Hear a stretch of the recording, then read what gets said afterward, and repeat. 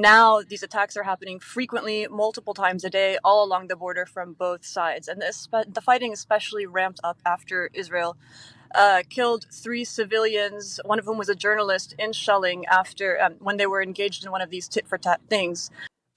Hi, Mariela. First, I'm a correspondent at the national newspaper, which is not a Lebanese newspaper, but understandable confusion.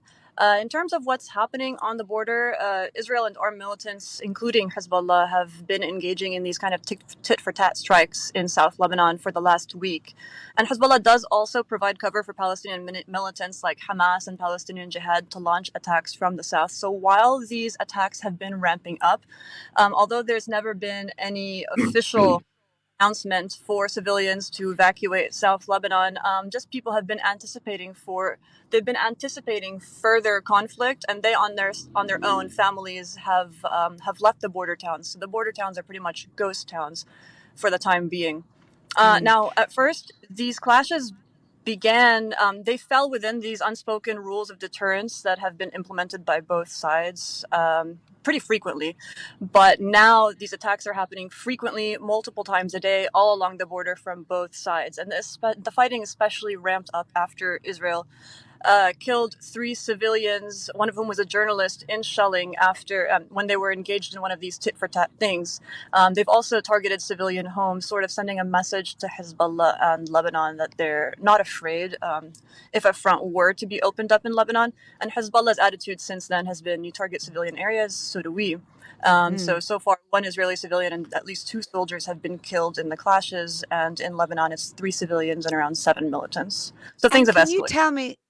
Can you tell me, Nada, about the atmosphere in Lebanon at the moment? I mean, Lebanon has been so directly impacted by all of the seismic shifts in the area, not least in that horrific, civil war in the 1980s. And actually, the country hosts the highest number of refugees per capita in the world, 20% of the population. So what's the reaction there? What's their feeling about the situation? They have been incredibly hospitable to Palestinians in the past. Is it likely that Lebanon will be opening its borders?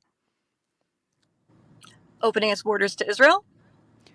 Opening its borders to the Palestinians again.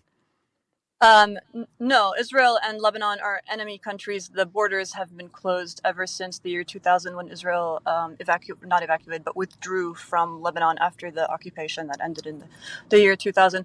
In terms of what Lebanon's response is to the conflict, you have to understand that Lebanon is a really complex place that's divided politically and on sectarian grounds, especially due to this long 15-year civil war that ended in 1990 in parts of Lebanon, but in South Lebanon only ended in the year 2000. So it's quite fresh in people's minds.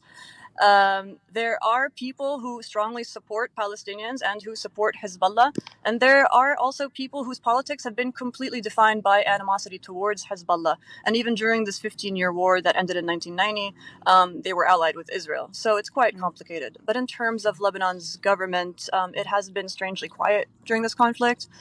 They've basically only said that Lebanon's sovereign right to choose is whether it has a sovereign right to choose whether it wants to go into war or not.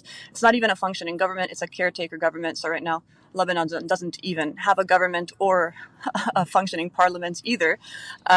So it's understandable why there has been so much quiet. So Lebanon's always been a little bit chaotic, but now really more than ever, it's divided along these political and sectarian grounds.